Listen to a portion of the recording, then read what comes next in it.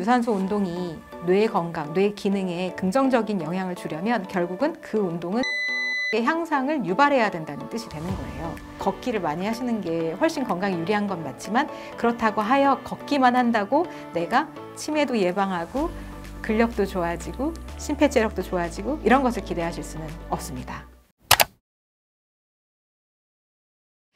유산소 운동에는 저강도, 중강도, 고강도가 있습니다. 운동 강도를 그렇게 나눌 수가 있고요.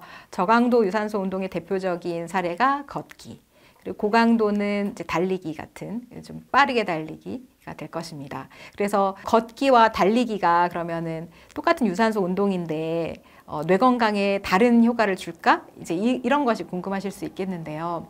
우리가 유산소 운동을 해서 인지 기능이 좋아지는지 이런 것들을 연구한 결과들이 있습니다. 학령기 아동들에서는 운동을 했을 때 이 아이가 학업 성적이 올라가고 학업 성취도가 올라가는지를 본 연구들이 있어요. 그래서 그렇게 봤을 때 운동을 많이 하면 좋아진다가 결론인데, 그러면 운동을 많이 했을 때 왜 좋아지느냐, 그 사이에 도대체 뭐가 그 결과를 영향을 매개하느냐를 봤을 때 심폐체력이 향상되었을 때 그에 비례해서 학업 성적도 올라가고 학업 성취도도 올라가고 인지 기능도 좋아졌습니다. 따라서 어떤 유산소 운동이 뇌 건강, 뇌 기능에 긍정적인 영향을 주려면 결국은 그 운동은 심폐체력의 향상을 유발해야 된다는 뜻이 되는 거예요. 근데 심폐체력의 향상, 즉 우리가 심폐체력은 최대산소 섭취량으로 보통 측정을 하는데, 이 최대산소 섭취량은 우리가 심장이나 폐, 그리고 혈관, 그리고 근육, 대사 시스템 이런 것들이 다 같이 좋아졌을 때, 그 기능이 다 같이 좋아졌을 때 올라가는 거거든요. 혈액의 헤모글로빈 이런 것들도 관여하고 근육 내의 미오글로빈이나 미토콘드리아 이런 것들도 관여하고, 그래서 우리 몸의 구석구석이 다 건강해지고 구석구석의 기능이 다 좋아졌을 때 최대 산소 섭취량이 올라갑니다. 심폐체력이 향상이 되는 거예요, 그때. 그런데 걷기 같은 운동은 심폐체력을 향상시키는데 아주 뚜렷한 한계가 있습니다. 걷기를 한다고 해서 내 심장이 빨리 뛰지도 않고 숨이 차지도 않고 땀도 잘 나지 않습니다. 여름철을 제외하고는요. 그래서 걷기만으로는 심폐체력 향상이 오지 않는다. 그럼 심폐체력 향상시키는 운동 뭐가 있을까? 결국 심폐에 그만큼 부담을 주는 운동이어야 하고, 그러려면 운동 강도가 최소 중강도는 돼야지만 심폐체력이 향상이 됩니다. 따라서 뇌 건강 측면에서 걷기가 뭐 나쁘다 이렇게 얘기하는 건 아니지만, 굳이 놓고 보자면 걷기보다는 달리기와 같은 좀 더 강도 높은 운동을 해주는 것이 심폐체력을 향상시키고 그것이 결국 뇌 건강으로 이어진다, 이렇게 생각하실 수 있습니다. 저강도 유산소 운동인 걷기는 스트레스 이완이라든지 우울증 개선에 좀 도움이 됩니다. 그래서 특히 이제 야외에서 햇빛을 받고 그다음에 뭐 주변 경치를 즐기면서 이렇게 좀 사색하면서 하는 그런 걷기 같은 경우는 우울이나 불안에 긍정적인 효과가 있고, 그리고 스트레스 해소에도 도움이 되는 것으로 알려져 있습니다. 걷기는 아까 말씀드린 것처럼 심폐체력을 향상하지는 못하지만 일단 걷는다는 것은 내가 그 시간 동안 앉아있지 않았다는 것이거든요.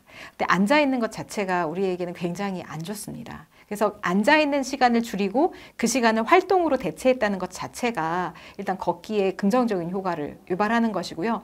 또 걷기를 하면 내가 이제 잉여로 섭취한 에너지를 좀 처리할 수 있거든요. 그래서 식후에 걷기 이런 것들을 권장하는 이유가, 식후에 갑자기 많은 칼로리가 내 몸에 들어왔을 때 이것이 지방으로 축적되기보다는 이것이 적절하게 쓰임으로 해서 혈당 조절이나 대사 조절이나 혹은 지방으로, 그러니까 비만으로 이어지는 것들을 좀 방지하고자 하는 것이거든요. 그래서 걷기는 그 정도 측면으로 생각을 하시면 될 것 같습니다. 걷기가 나쁜 것은 아니고 절대적으로 안 걷는 분들보다는 걷기를 많이 하시는 게 훨씬 건강에 유리한 건 맞지만, 그렇다고 하여 걷기만 한다고 내가 치매도 예방하고 근력도 좋아지고 심폐체력도 좋아지고 이런 것을 기대하실 수는 없습니다. 그에 비해서 달리기는 아까 말씀드린 앉아있지도 않았고 그다음에 에너지도 잘 적절하게 쓸 수 있었으니까 걷기의 효과는 다 이미 갖고 있는 데 비해서 근력도 향상시킬 수 있고 심폐체력도 향상시킬 수 있기 때문에, 그래서 결과적으로는 뭐 뇌 건강이라든지 혹은 여러 가지 대사증후군을 예방하는 데에도 훨씬 더 큰 효과를 줄 수 있어서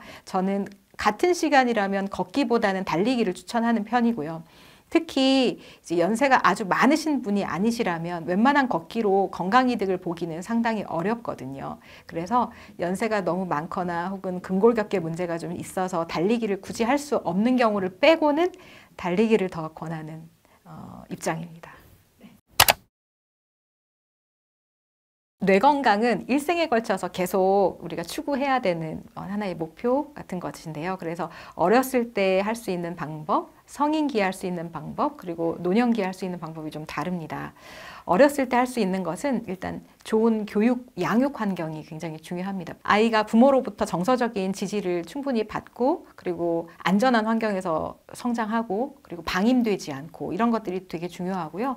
또 18세 전, 청소년기까지는 적절한 학업도 중요합니다. 그래서 내가 나의 인지 기능이 일단 충분히 쌓아져야 그 인지 기능이 이제 나이 들면 조금씩 감퇴하기 마련이기 때문에 일단 젊었을 때에는 충분히 쌓아두는 것이 중요하거든요. 그래서 적절한 교육이나 학업도 중요합니다.